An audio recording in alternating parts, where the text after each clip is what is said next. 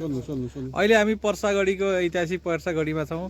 यो हाम्रो अङ्ग्रेज युद्धसँग भएको चाहिँ 211 वर्ष अगाडि चाहिँ यहाँ चाहिँ नेपाल र इस्ट इन्डिया कम्पनी बिचको चाहिँ लडाइँ भएको थियो।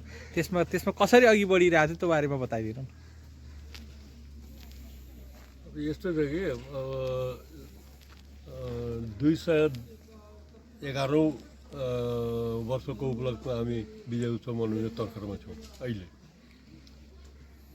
अब त्यो विगतको कुरा इतिहासको विभिन्न कालखण्डमा त्यो के अरे इतिहासकारहरूले जुन किताबहरू लेखेका छन् त्यसमा पनि कस्तो छ, कहीँ कहीँ अब उनीहरूको अपुरो अध्ययनले होला फरक पर्न गएको छ। तर पनि हामी त स्टेक होल्डरको नाताले हामी यो पर्सागढीको लडाइँमा, अङ्ग्रेजसँग भएको लडाइँमा रञ्जित चौधरीको नेतृत्वमा जुन लडाइँ भयो र अङ्ग्रेजलाई जुन यहाँबाट हराएर लखेटियो, हार खाएर भाग्नु पर्यो अङ्ग्रेजहरू, त्यो ब्रिटिस सेनाहरू, त्यसको हामी 7औं पुस्ताको वंशज छौँ। हामी यसको स्टेक होल्डर भएको नाताले 10 वर्षदेखि मेरो पनि बाबुबाजेहरूले यसलाई जोगाएर अहिलेसम्म राखेको छ। तर यहाँ हाम्रो पर्सावासीले यो हाम्रै हो, यहाँ युद्ध नजितेको भए हाम्रो के गति हुन्थ्यो, हामी कहाँ हुन्थ्यो, त्यो भन्ने कुराहरू हृदयङ्गम गर्न सकेका छैन।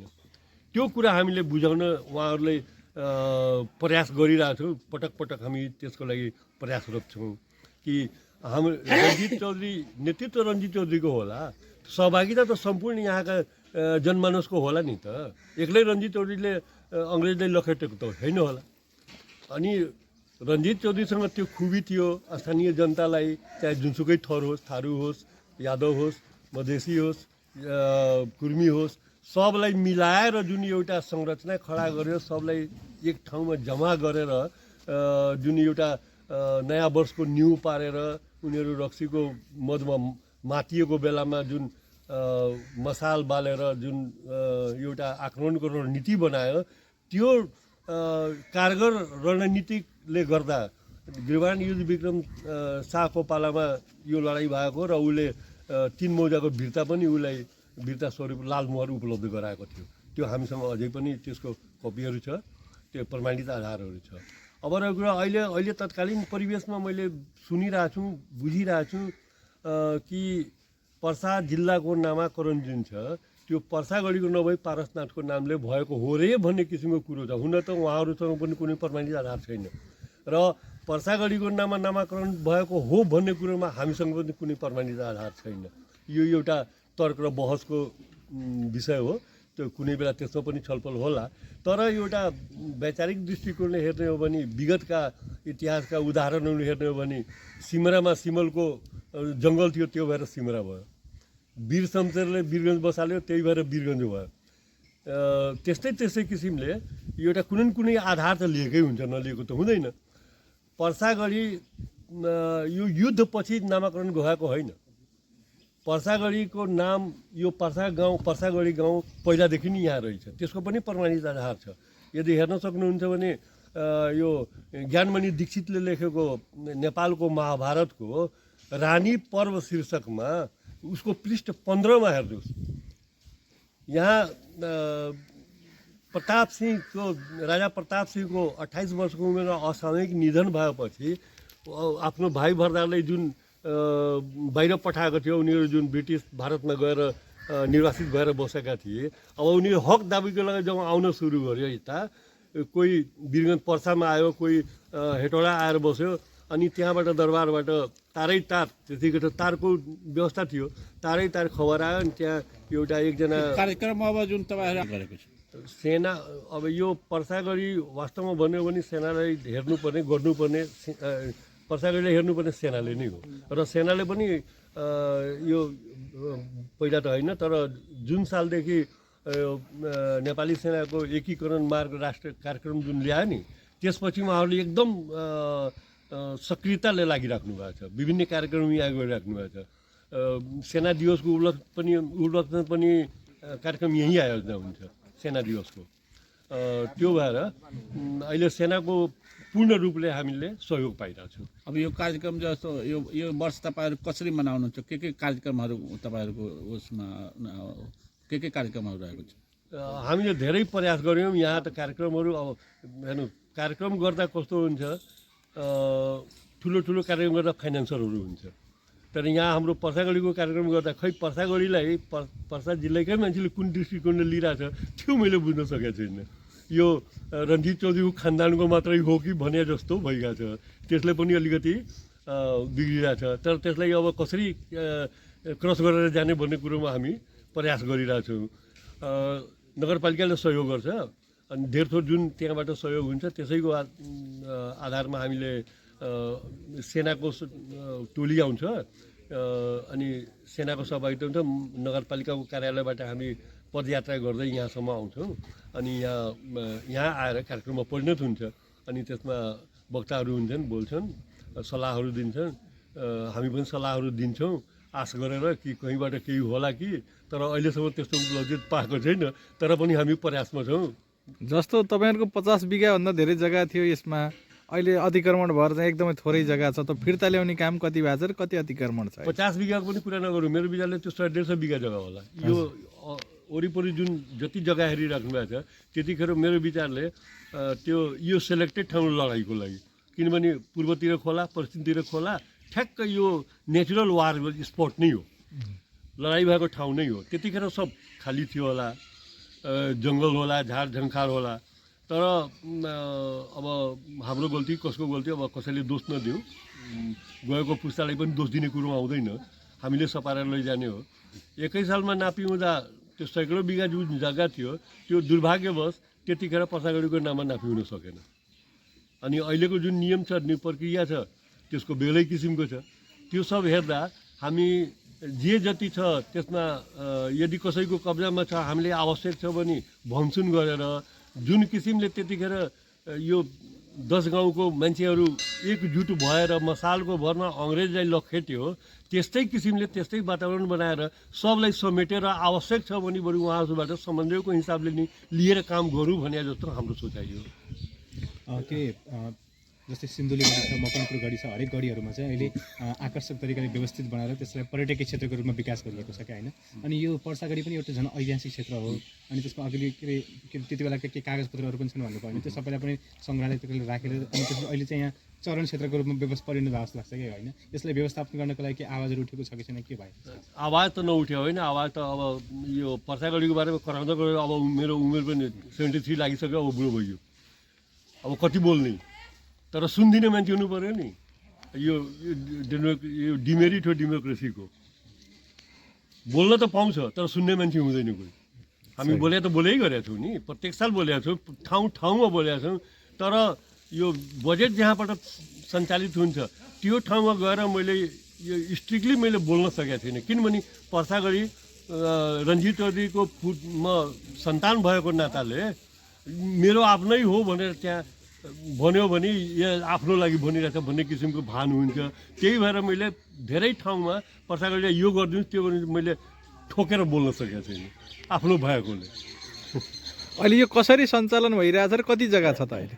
अहिले अब यो डेढ बिघाको हाराहारीमा जग्गा मैले भने नि पहिल्यै भने कि जसको सुकै कब्जामा होस्, जसले पनि हकभोग गरे होस्, बरु सकेसम्म जुन किसिमले मिलेर अङ्ग्रेजलाई लखेट्यो त्यस्तै किसिमले सबसँग सल्लाह समन्वय गरेर नै यसलाई संरक्षण गर्दै लैजाउँ भन्ने हाम्रो उद्देश्य हो। अहिले जग्गा कति छ र कुन संस्थाको नाममा छ यो जग्गा?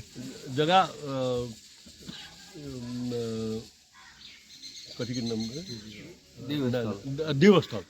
देवस्थलको नाममा त्यहाँ छ 19 कट्ठा जति, 1 बिघा भनौँ न। मन्दिरको जग्गा छ उसको आफ्नो। कति छ मन्दिरको नाम? उता सतीदाईको छ त्यो पनि छ। र यो जुन उहाँहरूले 28 सालमा हालावादी गराउनु भएको थियो, उहाँहरूले मञ्चबाटै यो जति यसको परिसर छ नि त्यति हामी डोनेट गर्दैछौँ भने उहाँहरूको साथै पट्टीदारहरूले आएर यहाँ मञ्चबाटै घोषणा गरिसक्नु भएको रहेछ। अब हाम्रो अलिकति इकोनोमिकल प्रब्लमले गर्दा हामीले त्यो ट्रान्सफर गर्न सकेको छैन, तर उहाँहरूले कुनै इन्टरफेयर गरेका छैन। हामीले जे जस्तो हामी यहाँ आफ्नो कार्यक्रम कति जग्गा छ त त्यसलाई? त्यो 1.5 बिघाको हाराहारी होला, अलि बढी नै होला। त अब मन्दिरको नाममा आउन सक्छ यो ठाउँ? त्यो आउनेवाला छ, त्यो आउँछ पनि, नआउने होइन, आउँछ पनि। र पहिलाको 1 बिघा त्यो भनौँ, अब सायद 2 बिघा भयो, त्यो 2.5 बिघा जति भन्दा पाउने 3 बिघा। हस् त्यो भीमसेन थापाको पालाको कुरो हो। भीम केही शिवराजतिरका केही जग्गाहरू पालपाली राजालाई यो ब्रिटिस भारतका नवाबहरूले यसको आस्थासम्म खानु भनेर दिएको रहेछ। अब कुनै हिसाबले होला, उनीहरूको आफ्नो मित्रताले होला या जेसुकै होस्, तर भीमसेन थापाले त्यो उनीहरूले त्यो पालपाली राजाले दिएको जग्गा नेपालको हो भनेर उसले आफ्नो शाखा सन्तानलाई वीरताहरू दिन थाल्यो। त्यसपछि कुरा त्यहाँ इस्ट इन्डिया कम्पनीको चिफले कहाँ पुग्यो, कलकत्ता। अनि त्यहाँबाट एउटा टोली खटेर आयो। त्यो गएर हेर्नु त्यो जग्गा नेपालको हो कि हामीले दिएको हो भने त हाम्रो हो, खानुमा मात्रै दिएको हो। अनि त्यो टोली आएर यहाँबाट सर्वेक्षण गरेर त्यहाँ एउटा प्रतिवेदन दियो कि यो जग्गा नेपालको होइन, हाम्रै ब्रिटिस भारतकै नवाबले यसको आस्थासम्म खानु भनेर दिएको रहेछ। अनि त्यहाँबाट लिखित रूपमा भीमसेन त्यतिखेरको सरकारलाई कि यो सम्बन्धमा के हो कस्तो हो भनेर सोध्नी गऱ्यो। सोध्नी गरेपछि यहाँबाट टालमटोल एउटा क्लियर कुरा नगरेर गोलमटोल कुरा गरेर पठाएपछि त्यहाँ रिसले त्यतिखेरको त्यहाँको जर्नलले एकैपल्ट 5 भाग ठाउँबाट, हुन त म पनि 1871 थिएन, तर पनि इतिहासकारहरूको कहीँ कुनै किताबमा 5 ठाउँ भनेको छ, कुनै ठाउँमा 6 ठाउँ भनेको छ। अब 5 होला कि 6 होला, तर एकैपल्ट 5 ठाउँबाट आक्रमण गर्नु नेपालमाथि भनेर त्यहाँबाट आदेश जारी गर्यो। अनि यो मकवानपुरको इलाका पर्यो। अनि मकवानपुरबाट स्पेसली यो मकवानपुरकोबाट जाने टोलीलाई अलिकति बलियो बनाएर पठायो कि यताको कब्जा गरेर अनि त्यो काठमाडौँसम्म हान्नु भनेर पठायो। अब पठाएपछि अब के गर्ने जस्तो भयो। अब उनीहरूसँग त 1 से 1 सुसज्जित आधुनिक हात हतियारहरू थिए, सेनाको पनि कमी थिएन। कति सङ्ख्यामा थियो होला ब्रिटिस सेनाहरू? हजुर, ब्रिटिस सेनाहरू त्यो एकुरेट त कुनै इतिहासमा उल्लेख गरेको छैन, तर उनीहरूसँग अब सम्पूर्ण भारतमा उनीहरूको राज थियो भने सेनाको त के कमी होला। कति सालको कुरा रे? 1871 1871 विक्रम सम्वत। अनि भन्नाले त्यो इतिहासकारहरूले यति मान्छे यति सैनिक आयो भन्ने छैन रे? छैन, कहीँ उल्लेख छैन। न महेशराज पन्तले पनि लडाइँकै सम्झनामा कि होइन, यो परम्परादेखि अब भनौँ न 210 वर्ष लाग्दै आएको बेला पछि कुरा है। यता कहाँ थियो यार हरा मेरो यो पूर्वज, अब 7 पुस्ता पहिलाको त अब कुन्ना त पूर्वजै भन्नु पऱ्यो सर्टमा। रञ्जित चौधरीसँग सेनाको राम्रै साँठगाँठ थियो। त्यसको प्रमाण के छ कि सेनालाई खाजा खर्चको व्यवस्था गर्ने जिम्मा उहाँको थियो। अब यसको अब मैले त भनेँ, तर यसको आधार के छ त उहाँलाई यो लडाइँभन्दा पहिला यो रमौली मौजा भन्ने एउटा गाउँ छ, त्यहाँको खानगी वीरताको लालमोहर छ भनेपछि प्रमाणित भयो। अनि उहाँको सेनासँग राम्रै मेलजोल थियो। अनि त्यतिखेरको सेनाका कमान्डरहरूले चिफहरूले को थिए बोलाएर रञ्जित चौधरीसँग सल्लाह गरे, अब यस्तो भयो, अब के गर्ने, कुनै बुद्धि त लागेन, कुनै अब उनीसँग जुझ्न सक्ने क्षमता त छैन हामीसँग, न हामीसँग त्यति जनबल छ न हतियार छ, आधुनिक हतियारहरू हामीसँग छैन। हामीसँग भएको त्यही खुकुरी हो र भरुवा बन्दुक हो। अनि त्यसपछि उहाँले भन्नु ठिक छ, म यसको लागि मिलाउँछु, सल्लाह गर्छु। अनि सल्लाह गरेर यता चारैतिरका यो 8-10 गाउँको मान्छेलाई भेला गरेर, अनि त्यसले पनि देखाउँछ रञ्जित चौधरीको राम्रै प्रभाव होला, सबलाई जम्मा गरेर अनि रणनीति बनायो। यो दुइटै खोलामा बाँध लगाइदियो, अब पूर्व पनि जान नसक्ने, पश्चिम पनि जान नसक्ने। अनि बिचमा अनि यिनीहरूको नयाँ वर्षको टाइम मिलाएर त्यो जाँडसारको सुरुमा उनीहरू मस्त भएको बेलामा ठ्याक्क राति राँगाहरूको सिङमा भैँसी बाँधेर, यहाँ पनि मान्छे लडाकु त थिएन नि, मान्छे त जति नि थिए तर लडाकु त थिएन, ट्रेन्ड हतियारधारी त थिएन। त्यो भएर बुढोले बुद्धि लगायो, अब हामीसँग मान्छे कम छ, के गर्ने। अब यिनीहरूलाई अकस्मात ग्रेजुअली यिनीहरूमाथि गर्न सकिएन भने त आम्ने सामने त हुँदैन। त्यो अर्बन लडाइँले त चल्दैन सकिँदैन भनेर पुरा राँगाहरूको सिङमा मसाल बालेर राति ठ्याक्क 12-2 बजीतिर उनीहरू मस्त भएको बेलामा अनि एकैपल्ट राँगा लखेट्यो मान्छे आयो भरुवा जे आफ्नो घरेलु हातको त्यहाँ लिएर आयो अनि एकैपल्ट उनीहरूलाई कति मारे कति मरे अनि त्यसपछि उनीहरू भागे सब यही हो यसको सार भनेको यही ठाउँमा भएको त्यो चाहिँ यही ठाउँमा पछाडि भएको के संरचना हो यो संरचना महिषासुरको हो किनभने हाम्रो त चलनै छ नि पहिल्यैदेखि नेपालीहरूको महिषासुर उता त्यो राजदेवी हो अनि त्यो जुन घर छ त्यो गर्भगृह हो घर सपनाकोतिर त्यहाँ जाम्राहरू रोपिन्छ त्यो गर्भगृह हो अनि बनहर बाबाको स्थान यो बनहर बाबाको स्थान जुन छ रञ्जित चौधरीको पनि कुल देवता मतलब प्रेरणा स्रोत भनेपछि अब हामी 7औं पुस्ताको पनि कुल देवता त हुने भइहाल्यो त्यही भएर त्यो छ अनि यतातिर दुवैतिर खोला भन्नु नि कुन खोला कता पश्चिमतिर तिलावे पूर्वतिर सिङ्ग्याही अनि त्यो थुनिदिएपछि त न उता जानु सक्ने यता त बिचबाटै जाने हो यसमा फोटो तान्नु छ नि पढ्नुवाला हुन त यसको लेखाइ पनि यस्तो किसिमले बडा टाइम दिएर पढ्नुपर्छ अनि मात्रै आधा यसबाट र आधा आफै बुझ्नुपर्छ हुन्छ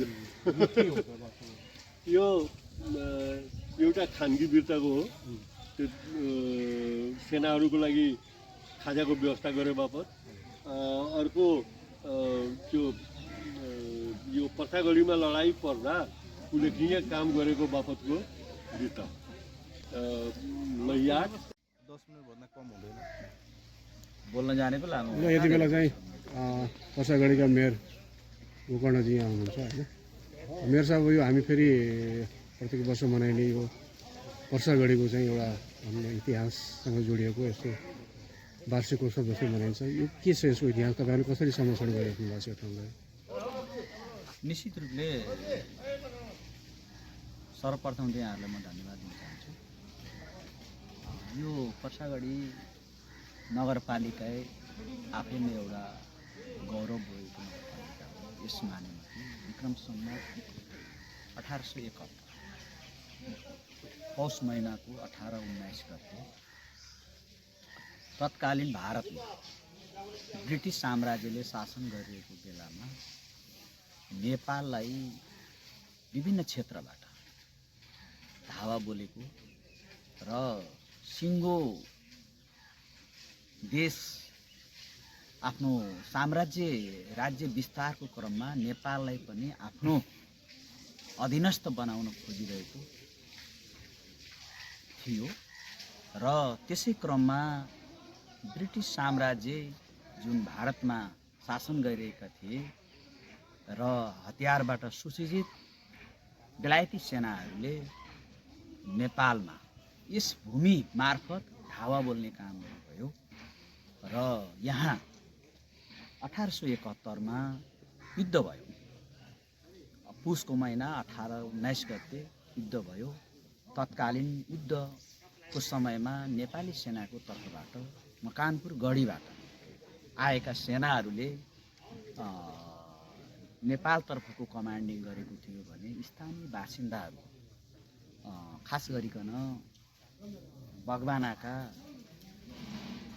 रञ्जित चौधरीको स्थानीय नेतृत्वमा यहाँका सबै स्थानीय बासिन्दाहरू र तत्कालीन नेपाली सेना समेत मिलेर ब्रिटिस सेनालाई चाहिँ यहाँबाट भगाएको अवस्था हो अथवा सरस्वती भन्नुपर्दा हामीले यो जितेको गढीको रूपमा यो गढी स्थापित छ र जहाँसम्म विकासको कुरा यहाँहरूले निकाल्नु भएको छ वास्तवमा विकास यो क्षेत्रको विकास हुन सकेको अब जसरी मकानपुर गढी सिन्धुली गढी साङ्गुरी गढी त्यसै गरी बारा गढी त्यसै गरी रूपन्देहीका गढीहरूको जुन एउटा विकासहरू यसको ऐतिहासिकताको बारेमा जुन संरक्षण र संवर्धन गरिएको छ त्यसको तुलनामा यो वास्तवमा इतिहासमा चाहिँ अलिक पछाडि परेको छायामा परेको जस्तो गढीको रूपमा यो देखा परेको छ तर पालिकाले केही वर्षदेखि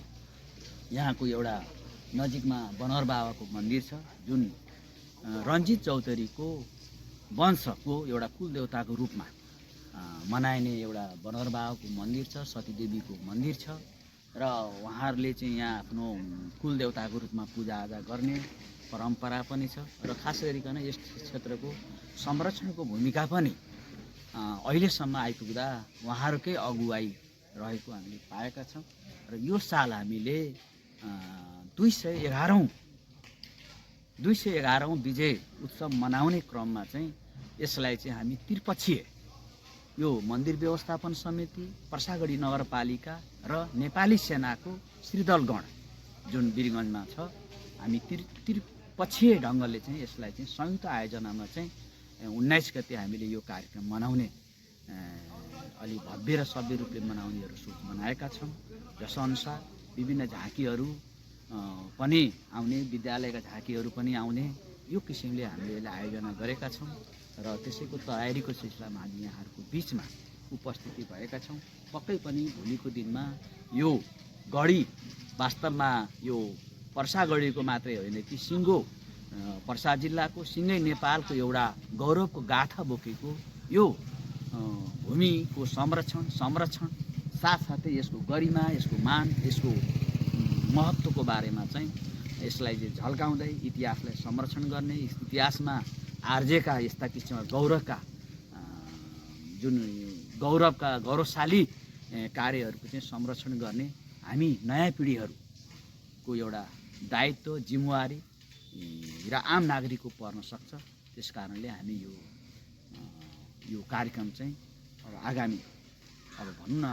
आगामी पुस 19 गते शनिबार चाहिँ भव्य रूपले मनाउने तयारीका छौँ। यो तपाईँकै पालिकामा पर्छ, यसमा अतिक्रमण भएको जग्गा फिर्ता ल्याउने र सडक कालोपत्री गर्नेमा कतिको चासो छ, ध्यान बजेट छैन कि के छ यसमा? निश्चित रूपले यो भूमिको पश्चिमतर्फ अब ठुलो तिलावे नदी रहेको छ र पश्चिमतर्फ नदी र नदी पारी पर्सागढी नगरपालिका तत्कालीन बागेश्वरी तित्राउने र हालको वडा नम्बर 6 र 7 को रहेको छ भने पूर्वतर्फ सिङ्गाई नदी रहेको छ र यस ठाउँलाई यसको जग्गाको सवालमा अथवा विकास बाटोको सवालमा, कालोपत्रीको सवालमा चाहिँ यो आर्थिक वर्षमा 3 करोड रुपियाँ चाहिँ विनियोजन भएको अवस्था थियो सङ्घीय सरकारबाट र यसको डिजाइनिङ पनि लगभग गरिसकेको अवस्थामा देशमा बदलिएको राजनीतिक परिस्थितिको कारणले अर्थ मन्त्रालयले यो बजेट रोक्का गरेको हुनाले अब यो कालोपत्रीको काम हुन सकेको छैन र यो सिङ्गाईको पुलको सवालमा चाहिँ हामीले अब पालिकाले चाहिँ जुन यसमा लागत डिपिआरबाट निकालेको छ, हाम्रो साधन र स्रोतबाट भ्याउने अवस्थाहरू छैन। त्यसले गर्दा हामीले चाहिँ सम्बन्धित निकायमा प्रदेश मन्त्रालय अथवा सङ्घीय मन्त्रालयहरूमा चाहिँ यो पुलको लागि चाहिँ हामीले लबिङ गरिरहेका छौँ र जहाँसम्म यो भदौ 23 गतेको आन्दोलन नभएको भए अहिले मलाई लाग्छ यो बाटो बन्ने चरणमा रहन्थ्यो। अब अहिले चाहिँ यो बजेट रोकेको अवस्थाहरू छ, कटौतीमा पर्यो। कटौती